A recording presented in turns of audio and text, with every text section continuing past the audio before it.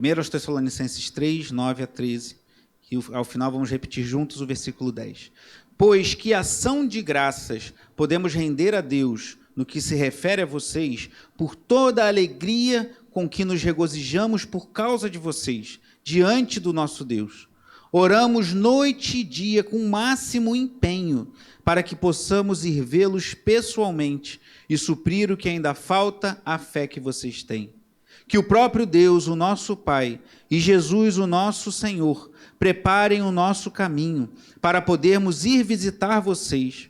E o Senhor faça com que cresça e aumente o amor de uns para com os outros e para com todos, como também o nosso amor por vocês, a fim de que o coração de vocês seja fortalecido em santidade, isento de culpa, na presença de nosso Deus e Pai, na vinda de nosso Senhor Jesus, com todos os seus santos. Versículo 10. Oramos noite e dia, com o máximo empenho, para que possamos ir vê-los pessoalmente e suprir o que ainda falta à fé que vocês têm. Oremos. Pai amado e bendito, louvado seja o teu nome, Senhor. Te agradecemos, Senhor, e engrandecemos o teu nome nessa manhã, pela rica oportunidade de nos reunirmos como igreja. Como é bom rever irmãos e irmãs preciosos, amados, e juntos cultuarmos, cantarmos louvores a Ti e ouvirmos a Tua santa palavra. Fala ao Teu povo, ó Deus, em nome de Jesus, desperta-nos, Senhor, para termos uma vida mais intensa, mais dedicada, mais empenhada em oração, pois eu creio que o Senhor nos chama a isso, e o Senhor é galardoador daqueles que o buscam. Abençoa-nos, Senhor, em nome de Jesus, ser engrandecido em tudo que faremos ainda nessa manhã, para a glória do Teu nome, em nome de Jesus. Amém. Os irmãos podem sentar.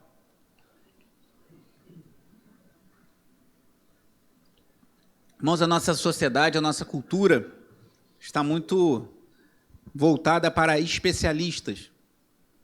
Tem até supermercado que o nosso amigo trabalha aqui, tem especialista em pães, especialista em carnes, especialista em bebidas, tem tudo. A gente, antigamente, você ia no médico, o médico dava uma leitura geral. Hoje tem um médico para fígado, médico para isso. Já tinha, né? Mas agora as coisas estão muito parceladas, assim, separadas.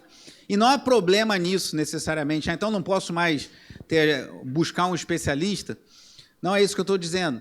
Mas parece que há uma certa mentalidade viciada em nossa cultura de que alguém é um especialista em alguma coisa, você tem que buscar aquela pessoa, seja especialista naquilo ali, aquela pessoa só entende daquilo.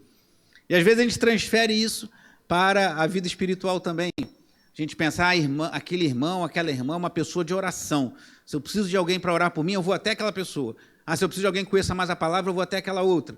E a gente sabe que Deus concede dons na igreja, tem pessoas que são mais dedicadas à oração, tem pessoas que recebem dons espirituais, nós cremos na atualidade dos dons espirituais, cremos que Deus derrama dons sobre a igreja, e quem dá os dons é Deus. Não é a gente que determina, vou fazer um curso de dons espirituais e vou escolher os dons que eu vou ter. Não é assim que funciona. A palavra nos diz que é Deus que concede os dons de acordo com os seus propósitos.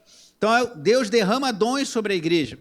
E às vezes você vai ter uma pessoa mais dedicada à palavra, uma pessoa mais dedicada ao serviço, uma pessoa mais dedicada à misericórdia, ao serviço de necessidade, àqueles que estão passando por dificuldades. E isso, claro que existe. Mas às vezes a gente separa muito as coisas, como se alguém fosse só dedicado à oração, só dedicado à palavra, quando o que a gente vê nas Escrituras é que nós devemos ter um pouquinho de cada coisa. Nós devemos, sim, fluir naqueles dons que o Senhor nos concede, às vezes dons relacionados à música, ao trabalho com crianças, mas devemos também nos dedicar a outras demandas que o Senhor coloca diante de nós. Por que eu estou falando sobre isso? Quando pensamos no apóstolo Paulo, normalmente nós pensamos naquele que é considerado por alguns como o maior teólogo da história da igreja, a mente mais brilhante que temos na história da igreja cristã, e também o maior missionário, porque Paulo empreendeu viagens missionárias que fizeram com que o evangelho se espalhasse por muitas regiões nos dias apostólicos. E muitas vezes pensamos em Paulo como pregador, que pregou tanto em sinagogas judaicas para o povo judeu, quanto em lugares como o Areópago em Atenas, para gregos pagãos. Paulo como evangelista, Paulo como missionário, e Paulo foi tudo isso. Mas, por vezes, não atentamos que também Paulo era um homem de oração. Paulo era um homem intensamente dedicado à oração. Paulo era um homem cujas epístolas tem uma teologia muito pesada, uma doutrina bem densa, por exemplo, a carta, que dizem que é a primeira teologia sistemática da história do cristianismo, que é a Epístola aos Romanos, uma carta densa, com uma teologia muito profunda, mas ali vemos que Paulo era um homem dedicado à oração. Paulo constantemente orava pelas pessoas.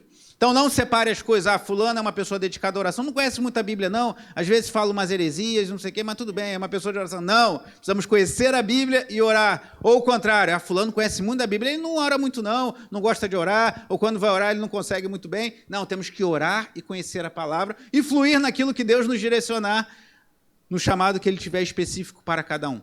Paulo era um homem de Deus, um homem que pregava, um homem que sofreu muito por causa do Evangelho. Um conhecedor profundo das Escrituras. Antes da sua conversão, era um judeu zeloso, profundo conhecedor da lei de Deus, mas também era um homem devotado em oração. E é sobre isso que nós vamos ver nessa série que inicio nesse dia. Algumas coisas que eu estou falando hoje, eu venho falando nos últimos cultos, mas vamos, ao longo de alguns domingos, refletir sobre as orações do apóstolo Paulo e as suas prioridades.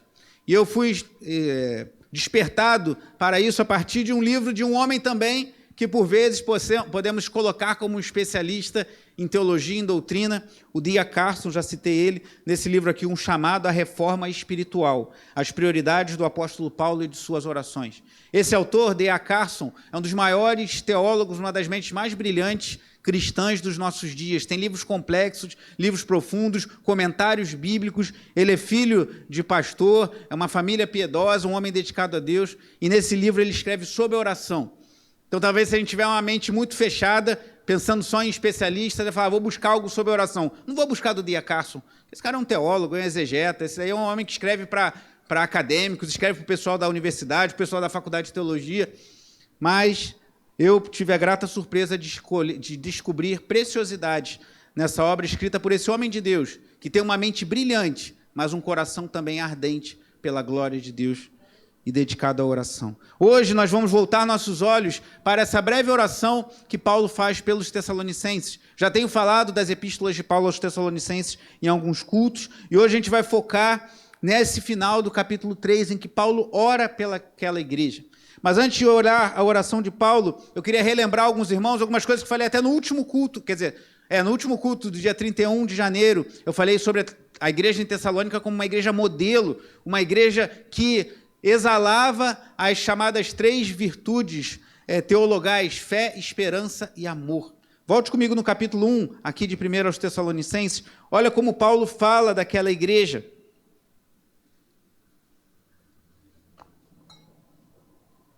Diz assim, 1 aos Tessalonicenses, capítulo 1, a partir do versículo 2.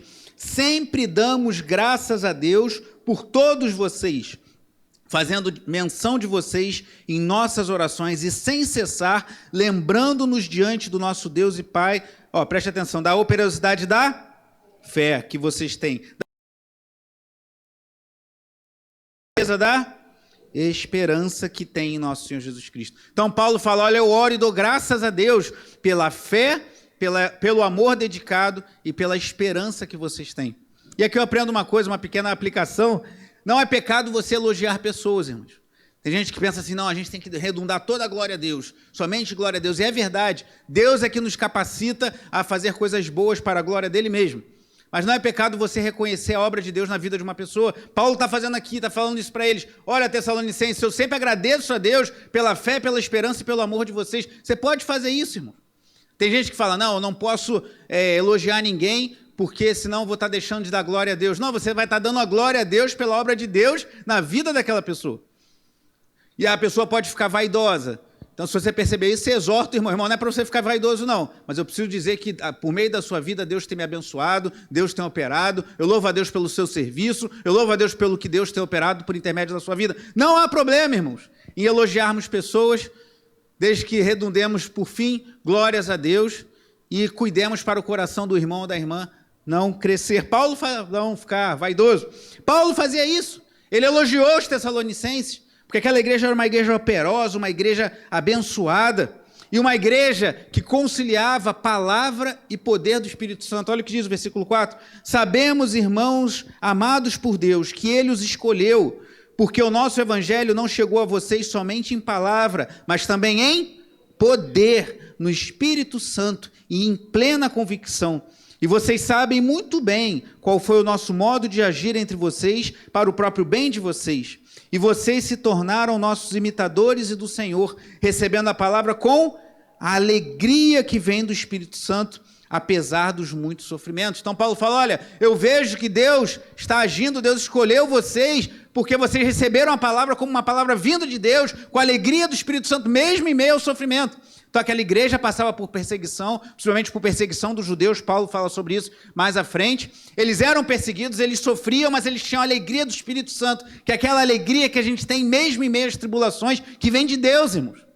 Alguns pensam que você está bem com Deus é você não ter tribulações. Não, é isso que a Bíblia nos ensina. Estamos bem com Deus quando em meio às lutas gozamos da presença, da paz, da alegria do Espírito Santo. Cantamos como o diácono Zé Paulo ministrava aqui, celebramos a presença de Deus, clamamos que Deus se manifeste no nosso meio e Deus alegra o nosso coração, Deus aquieta a nossa alma. E esses tessalonicenses estavam passando por sofrimento, mas gozavam da alegria do Espírito Santo. Que bênção! E Paulo continua dizendo, a partir do versículo 7, que aquela igreja se tornou modelo para os crentes na Macedônia e na Acaia, e a fidelidade dos tessalonicenses começou a repercutir em todos os lugares. As pessoas começaram a falar, aquela igreja de Tessalônica é uma bênção. Aquela igreja, como eu disse no culto de final de ano, é uma igreja modelo, é uma igreja dedicada ao Senhor, é uma igreja que você vê uma fé viva, que você vê um amor operante, não um amor só de palavras, mas as pessoas amam verdadeiramente e ajudam umas às outras, e é uma igreja que tem a esperança em Cristo Jesus e na sua volta. Eles, Paulo diz aqui no final do capítulo 1, eles realmente se converteram dos ídolos para Deus. Então aquela era uma igreja abençoada, irmãos, era uma igreja não perfeita, porque não existirá, nem existiu igreja perfeita, nem existe em nossos dias até que o Senhor volte, mas era uma igreja modelo, uma igreja padrão por sua fidelidade ao Senhor. E o que acontece? Paulo queria visitar esses irmãos, Paulo queria estar com eles, Paulo queria poder rever aqueles irmãos que ele esteve em pouco tempo lá em Tessalônica, ao que tudo indica, você vê o relato lá de Atos 17 apontando para isso.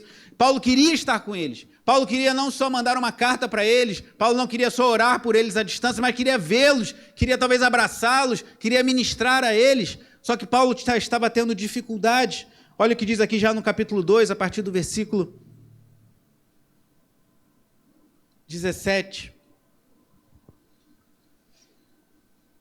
Diz assim, 2,17 em diante.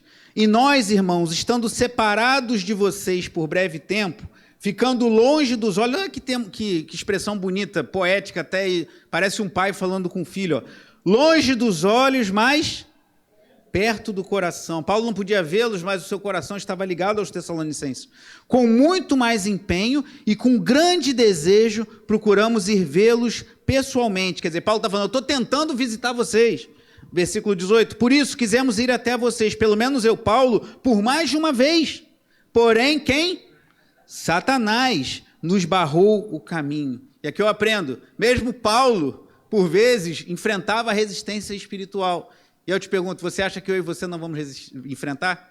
Você acha que Satanás que se levantou para impedir que Paulo, não sabemos como foi isso, como isso se deu, Paulo só fala isso, que ele tinha claro o discernimento que Satanás se levantou para que ele não conseguisse ir a Tessalônica. Se Satanás criou resistência a Paulo, você acha que ele não vai criar a mim e a você? Abra os seus olhos, vivemos no meio de uma batalha espiritual e precisamos nos fortalecer no Senhor, porque esse mesmo Satanás que impediu Paulo de ir a Tessalônica, ele continua agindo para impedir o avanço do reino de Deus, mas maior é aquele que está em nós do que o que está no mundo. Continua o versículo 19, pois quem é a nossa esperança, ou a alegria, ou a coroa em que nos gloriamos na presença de nosso Senhor Jesus em sua vinda? Não é verdade que são vocês? E olha o que Paulo diz, sim, versículo 20, vocês são realmente a nossa glória e a nossa alegria. E aí Paulo queria notícias dele, Paulo não estava conseguindo ir lá, o que ele fez? Ele enviou Timóteo, então eu vou fazer o seguinte, a gente não está conseguindo ir lá, não posso ir lá, tentei ir, o diabo não permitiu, está tudo difícil, mas é o seguinte, vou mandar Timóteo lá em Tessalônica para saber como estão os irmãos. Capítulo 3, a partir do versículo 1 diz assim, por isso, não podendo esperar mais, achamos por bem ficar sozinhos em Atenas, e enviar o nosso irmão Timóteo, ministro de Deus, no Evangelho de Cristo, para fortalecer e animá-los na fé, a fim de que ninguém se inquiete com essas tribulações, porque vocês mesmos sabem que fomos designados para isso. Pois, quando ainda estávamos com vocês, predissemos que íamos passar por aflições, o que de fato aconteceu e é do conhecimento de vocês. Foi por isso que, já não me sendo possível continuar esperando, mandei perguntar a respeito da fé que vocês têm, temendo que vocês fossem provados pelo tentador e nosso trabalho se tornasse inútil. Só até aí. O que Paulo está dizendo? Eu queria saber como é que vocês estavam. E Paulo chega a dizer que eu estava com medo do tentador assolar vocês se desviarem da fé. O que eu fiz? Eu mandei Timóteo até lá. E Paulo fala aqui de uma profecia que eles fizeram, que a gente vê pouco hoje em dia, irmãos. Que ele falou que, olha, versículo 4, nós estávamos com você, predissemos que passaríamos por aflições. É muito bom quando alguém chega para você, olha, eu creio que Deus vai te abençoar, Deus vai abrir portas, Deus vai... Agora imagina que alguém chega para você, você vai passar por aflições, você vai passar por angústias. Paulo disse que previu isso quando estava com eles e isso de fato aconteceu. O povo de Deus não é sempre poupado das dificuldades. O próprio Senhor Jesus disse, no mundo tereis aflições, mas tem de bom ânimo, eu venci o mundo, disse o Senhor Jesus. Então Paulo falou, olha, eu falei que a gente ia passar por dificuldade, agora estamos passando. E eu estou preocupado, ele chega a falar que estava com medo de que eles fossem tentados e se desviassem da fé. E aí Timóteo foi para lá, e agora Timóteo voltou. O que Timóteo vai dizer? O que Timóteo vai falar daquela igreja? Versículo 6. Agora, pois, porém, com o regresso de Timóteo, vindo do meio de vocês, trazendo-nos boas notícias a respeito da fé e do amor que vocês têm, e ainda de que sempre guardam grata lembrança de nós, desejando muito nos ver, como aliás também nós temos vontade de ver vocês. Sim, irmãos, por isso ficamos animados a respeito de vocês, pela fé que vocês têm, apesar de toda a nossa necessidade e tribulação. Porque agora vivemos se vocês estão firmes no Senhor. Paulo chega a fazer essa declaração surpreendente. Nós vivemos, ou seja, nós temos alegria, estamos nos sentindo vivos no Senhor, porque sabemos que vocês estão firmes. Então aquela era uma igreja que tinha fé, que tinha esperança, que tinha amor. Paulo ficou afastado, tentou ir lá, não conseguiu, mandou Timóteo, preocupado se aqueles irmãos estavam continuando firmes na fé. Timóteo regressou e falou, olha, eles estão firmes, estão dedicados, estão se rendendo ao Senhor, estão operando boas obras, estão persistindo em meio às tribulações. E aí vamos chegar agora à oração que Paulo faz por eles.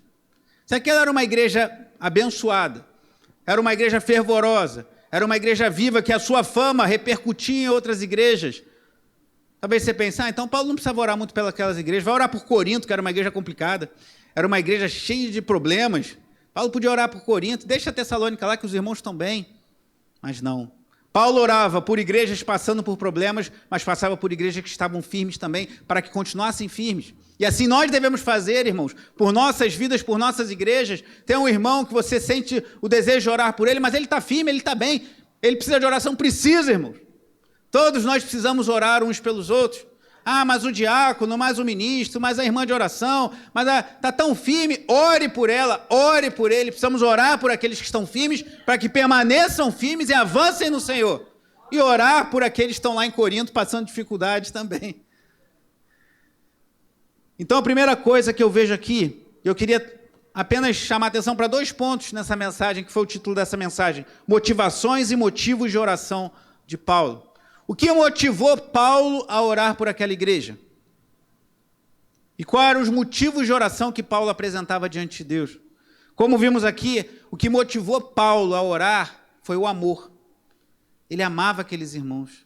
Amava tanto que ele tentou e não conseguiu estar lá. Ele tinha um profundo amor. Então aqui eu aprendo com Paulo, irmãos, que o maior motivo que temos de orar uns pelos outros é que nós devemos amar uns pelos outros. E a oração é um dos maiores, se não a maior prova de amor que temos uns pelos outros. Jesus falou, novo mandamento vos dou, João 13, 34 e 35. Novo mandamento vos dou, que vos ameis uns aos outros, assim como eu vos amei. Lá no Antigo Testamento já estava escrito que os judeus, o povo de Deus, os israelitas, deviam amar. Levítico 19, 18 diz, amará o teu próximo como a ti mesmo. Essa palavra é uma citação de Jesus. Jesus não trouxe essa palavra pela primeira vez, ele está citando Levítico 19, 18, amarás o teu próximo como a ti mesmo. Então, porque em João 13, Jesus fala, novo mandamento vos dou, Porque ele fala, vocês vão amar, nisso serão conhecidos como meus discípulos, em vocês terem amor uns pelos outros. E ele diz que nós devemos amar uns aos outros como ele nos amou. Como ele nos amou? A ponto de se entregar por nós. Isso quer dizer que a gente tem que se entregar? Quer dizer que a gente tem que ir para a cruz por alguém? Não, porque o nosso sacrifício não vai ter o valor que o sacrifício dele teve. Mas devemos ter disposição de sacrificar aquilo que for necessário por amor ao nosso irmão, à nossa irmã. Então precisamos nos empenhar em oração como Paulo fazia, porque nós amamos uns aos outros, irmãos. Paulo amava os Tessalonicenses. Paulo queria muito estar com eles e não conseguia. E o que ele fazia? Orava a Deus. Porque estava longe dos olhos, mas estava próximo do coração, como lemos aqui. Então, primeira coisa, qual é a motivação? Por que orar por alguém? Porque nós devemos amar uns aos outros, irmãos. E não há maior, ou talvez um dos maiores atos de amor que podemos ter do que apresentar a vida de alguém diante do trono da graça. Então, a motivação de Paulo orar pelos Tessalonicenses não é porque eles estavam fracos na fé, porque eles estavam firmes. Não é porque eles não tinham fé, porque eles estavam com a fé robusta. Não é porque eles não se amavam, porque eles amavam uns aos outros. Não é porque eles não tinham esperança, porque eles tinham esperança na volta de Jesus. Mas é porque Paulo os amava e queria que eles avançassem mais e permanecessem firmes diante das ciladas de Satanás. Então precisamos orar por obediência a Deus e por amor ao próximo. Precisamos nos empenhar em oração, interceder, clamar, nos envolver, chorar diante do Pai pelas vidas que chegam com alguma necessidade diante de nós.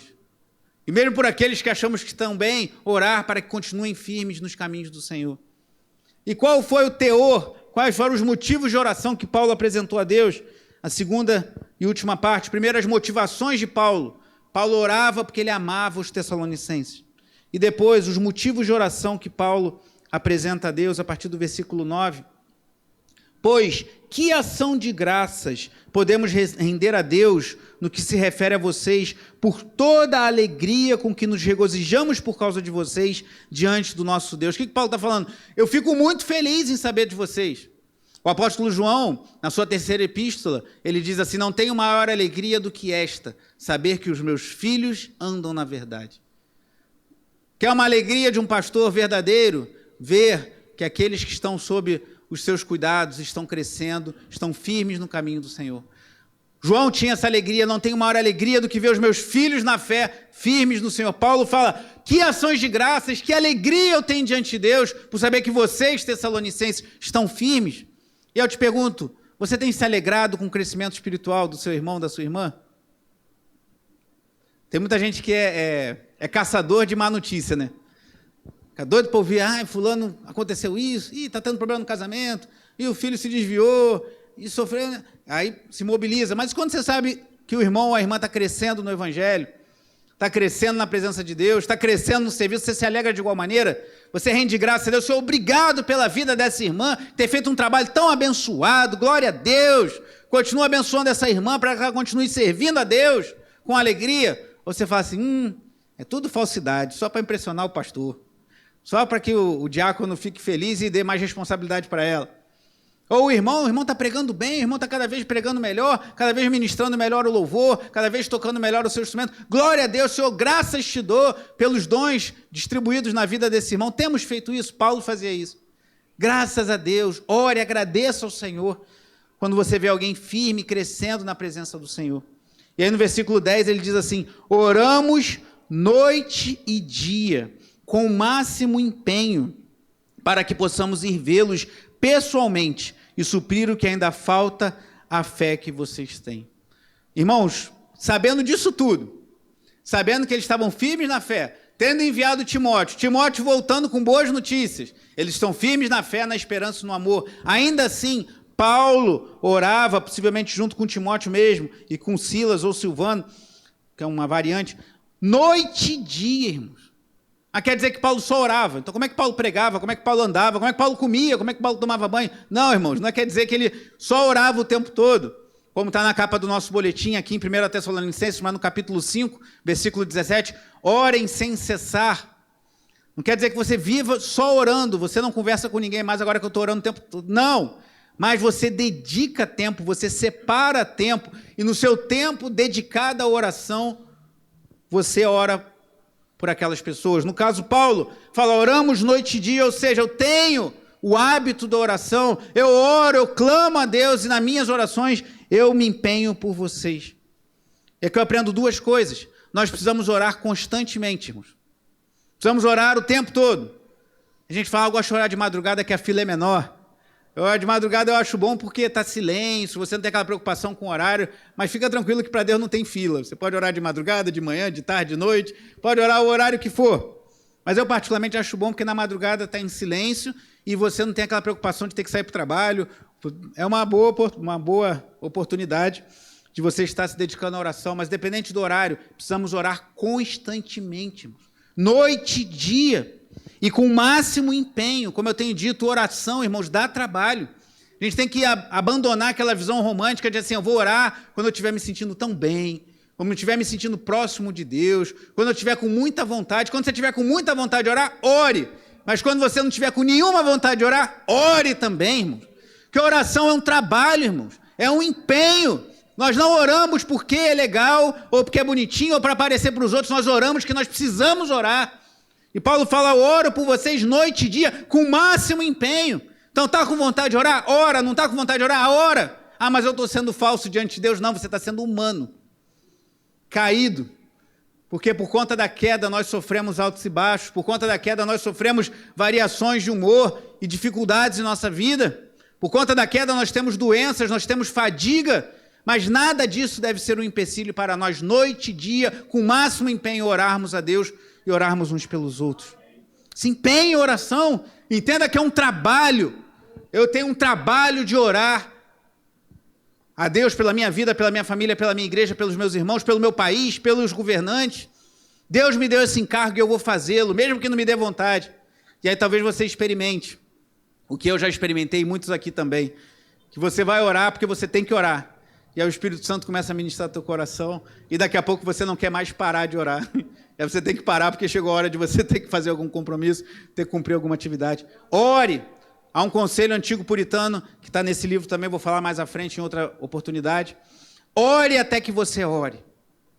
Ore até que você ore. Começa a orar, abra seus lábios, clame a Deus, cante louvores, combine adoração, intercessão, louvor, ore, leia a palavra, ore as escrituras. O diácono Zé Paulo abriu o culto com um salmo belíssimo, Salmo 139, o salmista Davi pedindo a Deus que o sondasse e conhecesse o seu coração, reconhecendo a grandeza de Deus. Ore, como diz Paulo aqui, com o máximo empenho. E ele continua no versículo 11, vimos a motivação de Paulo. Paulo orava porque amava os Tessalonicenses. E agora vamos ver os motivos de oração que Paulo apresenta a Deus, versículo 11.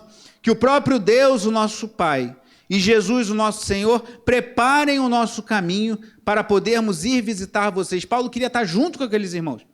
E o versículo 12 diz, e o Senhor faça com que cresça e aumente o amor de uns para com os outros e para com todos, como também o nosso amor por vocês. Primeira coisa, Paulo pede a eles, que já era uma igreja conhecida por amar uns aos outros, mas que esse amor aumentasse, crescesse de uns para com os outros, que eles crescessem no amor.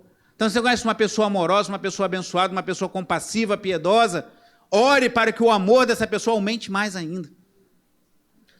Então, o primeiro motivo de oração que Paulo apresenta a Deus pelos Tessalonicenses, que o amor deles, que já era notável, crescesse ainda mais.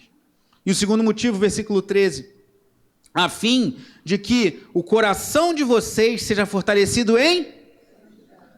Vou ler novamente, a fim de que o coração de vocês seja fortalecido em santidade, isento de culpa, na presença de nosso Deus e Pai, na vinda de nosso Senhor Jesus, com todos os seus santos. Hoje em dia, até o diácono Valquir falava ontem na consagração de uma das modernas heresias, tem muitas aí, chamada hipergraça, que diz que a gente não pode mais pregar sobre pecado, não pode mais falar porque Deus é amor, Deus é misericordioso, e é aquele que foi realmente salvo em Cristo, não peca mais. Isso é uma falácia, isso é uma heresia. Infelizmente, tem crentes incautos que ouvem coisas na internet e embarcam nesse tipo de heresia. Cuidado com o que você anda ouvindo na internet. Se tiver dúvida, procure a liderança da igreja, peça orientações, que tem muita coisa boa na internet, mas tem muita heresia também. E uma delas é essa, que diz que não podemos falar sobre pecado, só podemos falar sobre a graça, porque se você foi salvo por Jesus, você não peca mais. Isso aí veio da cabeça de alguém, não veio da palavra de Deus. A palavra de Deus diz que devemos viver em santidade, irmãos. Devemos nos esforçar. Lá em Hebreus fala, sem santidade ninguém verá o Senhor. Então Paulo fala, estou orando para que o amor de vocês aumente, mas que vocês tenham uma vida santa. Hoje em dia há muita confusão sobre isso.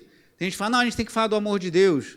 E tem alguns legalistas que falam só de santidade e desprezam o amor. Temos que falar das duas coisas. Que Deus é santo e Ele nos chama a ser santos. 1 de Pedro 1,16, sede santos porque eu, o Senhor, sou santo. E Pedro está citando lá Levítico 19,2.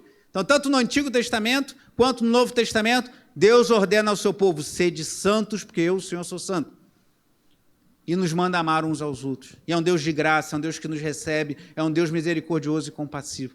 Então, Paulo ora pelos Tessalonicenses, aquela igreja abençoada, aquela igreja viva, aquela igreja fervorosa, que eles crescessem no amor, mas crescessem em santidade.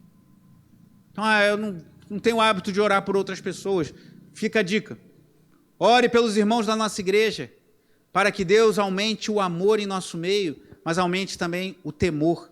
Senhor, dá a nós mais amor uns pelos outros, mas dá-nos mais temor, que precisamos viver em santidade, irmãos. Com Deus não se brinca, Deus é amor, mas Deus também é fogo consumidor. Deus é amor, mas Deus é vingador daqueles que o desprezam. Um termo pesado, mas que provém da própria palavra de Deus.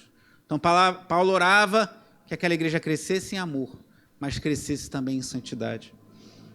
E se você vê depois, às vezes a gente se questiona, qual é a vontade de Deus para a minha vida? Então a gente tem essa dúvida e fica se consumindo sobre isso.